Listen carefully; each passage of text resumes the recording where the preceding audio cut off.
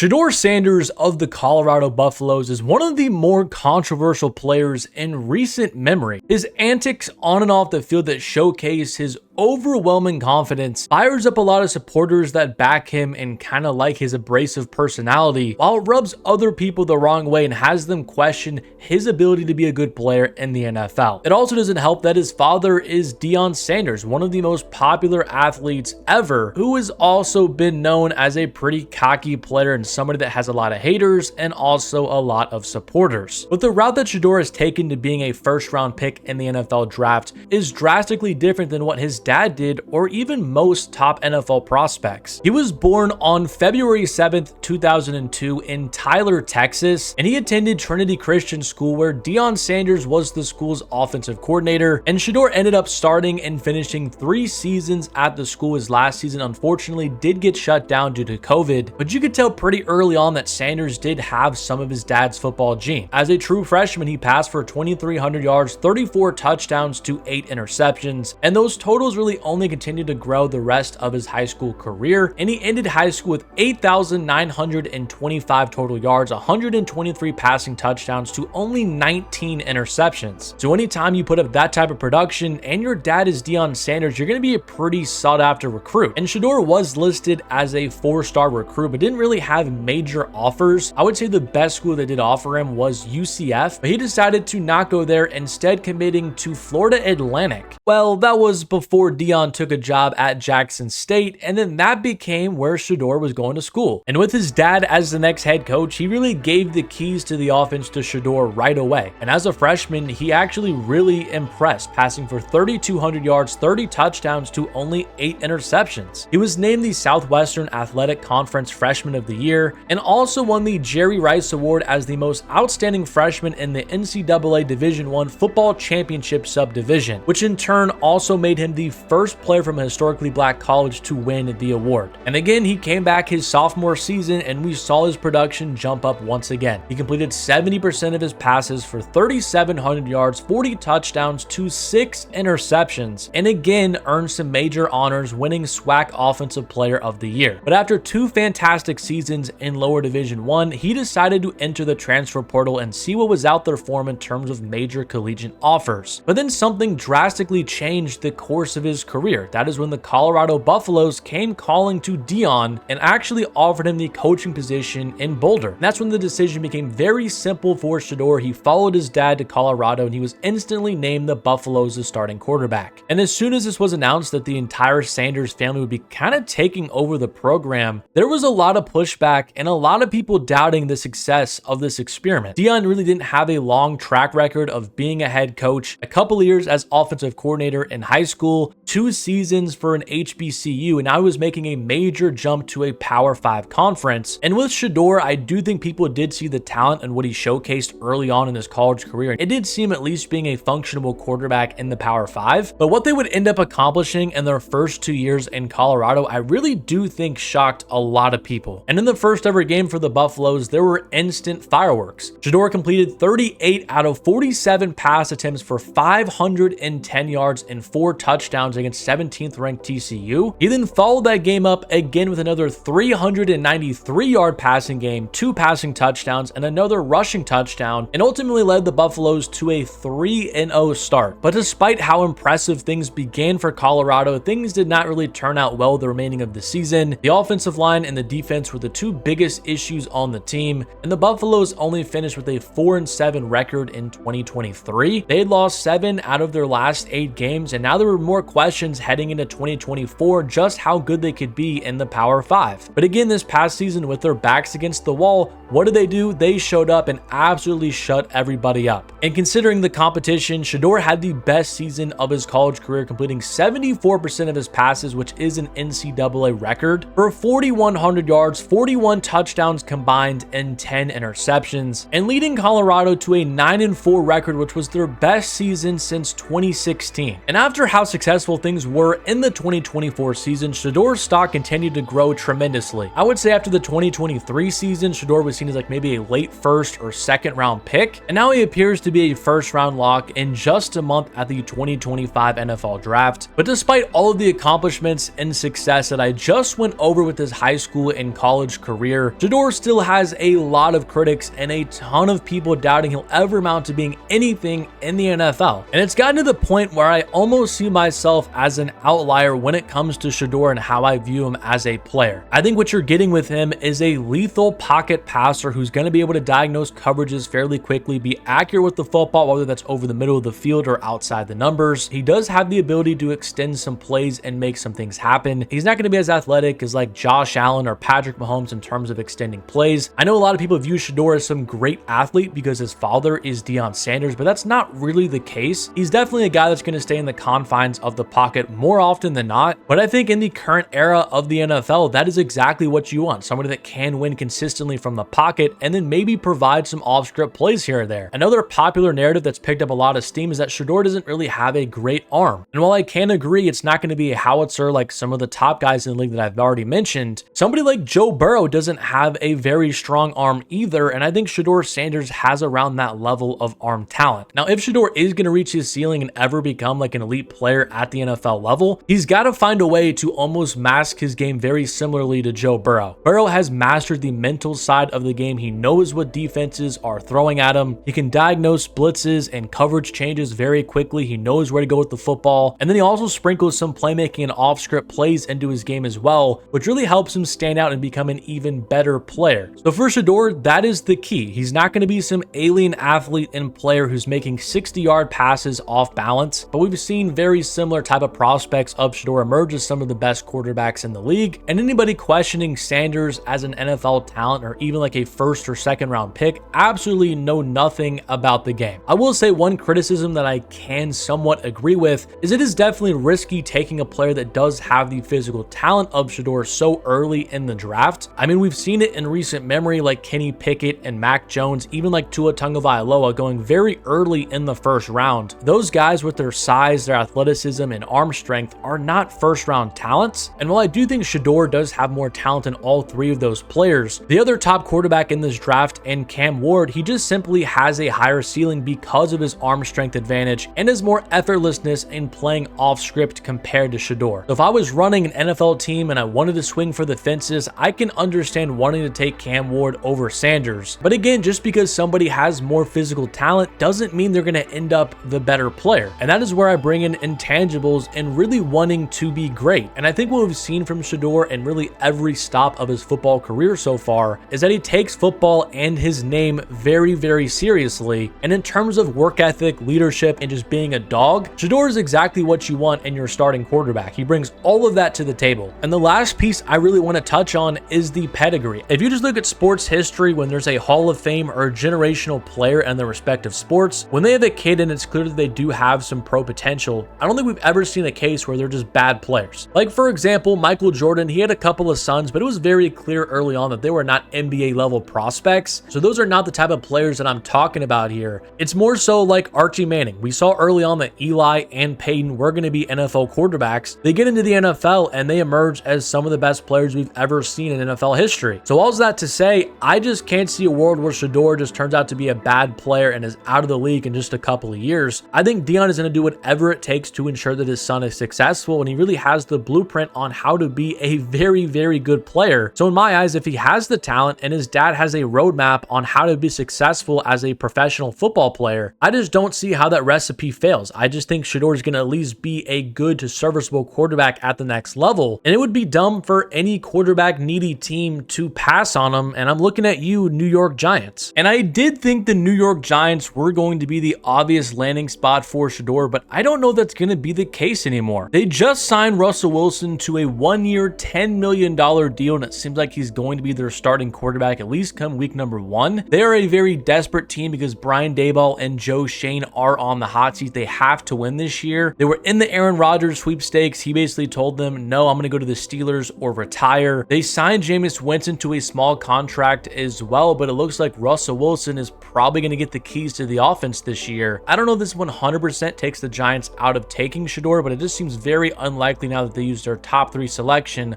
on a quarterback that probably won't start for them, at least early in a must-win season. But if it's not the Giants, I don't know exactly what team would take Shedeur. Could it be a team like the New Orleans Saints or the New York Jets? Those are really the only two other teams I could see taking him inside the top 10. There has been like this perceived drop potentially of Shedeur later into the first round. I didn't really buy into that because I saw how many quarterback needy teams there were, especially like picking early in the draft. But now that the Giants have a serviceable veteran quarterback, the Saints still have Derek Carr, the Jets signed Justin Fields to a pretty lucrative deal as well. Very quickly, there becomes a lot of questions on what team would actually take a flyer on Shedeur early in the first. But that is the story of Shedeur Sanders so far and my thoughts on him as a prospect. I would like to know what you think about him in the comment section down below. Do you see him being a good NFL quarterback or completely failing and never really amounting to anything at the next level? Let me know what you think in the comment section down below. But subscribe to the channel if you are new, drop a like on the video if you did enjoy it, and as always, thank you so much for watching, and I'll catch you guys